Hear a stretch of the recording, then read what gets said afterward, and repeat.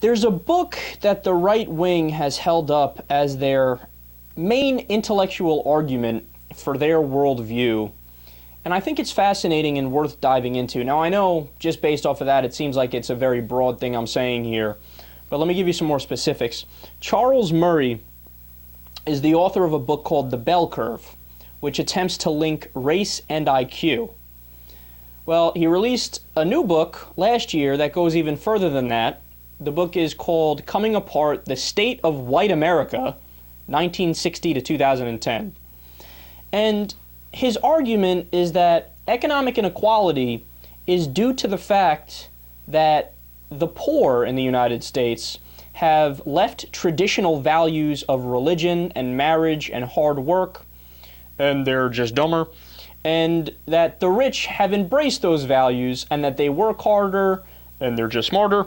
So the part that annoys me about the book is that it masks itself as science.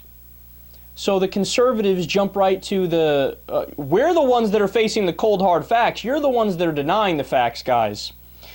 And it finally hit me when I was reading about this. See, I was under the assumption that, look, by and large, Republicans, keep it real, they're just idiots and they don't care about the truth. But in reality, after reading about this, I actually think the opposite is true. I think a lot of them care about truth, but they're just misguided by junk science like this. So let me explain further. Why is it that this book is wrong? And why is it that I would even go a step further and say it's laughable and comical? Well, it's simple. You're making connections that aren't there. So people who have less money, for example, are often more religious and have higher marriage rates.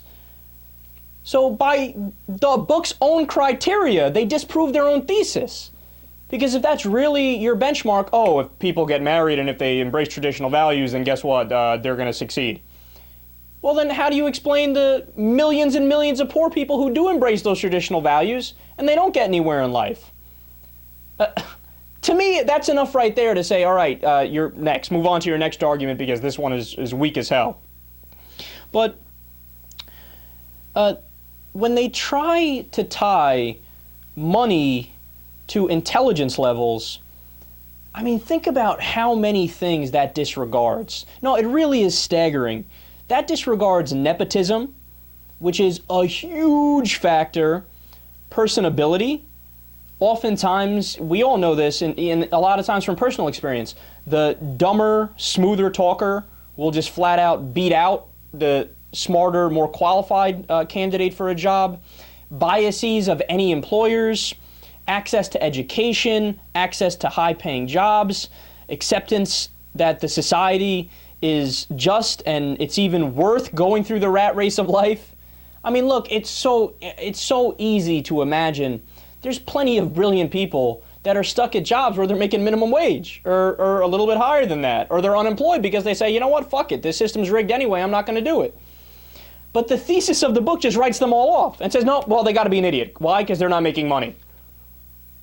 Okay, by that definition, Paris Hilton is a genius. She's got a lot of money. Hey, look, oh, I'm saying she embraces, I gotta embrace traditional values. She got a lot of money. It's so easy to disprove that, again, it's laughable. And I think a quote from the Think Progress article on this nails it. Quote, Murray dismisses out of hand explanations rooted in structural shifts in the economy, slower growth in educational attainment, changes in labor market institutions like unions and the minimum wage, or really anything other than increasing rewards for smart people and declining morals for dumb people. Thus, in his quest for scientific, hard-headed explanation for inequality, he winds up rejecting all the real science on the issue. Hear, hear.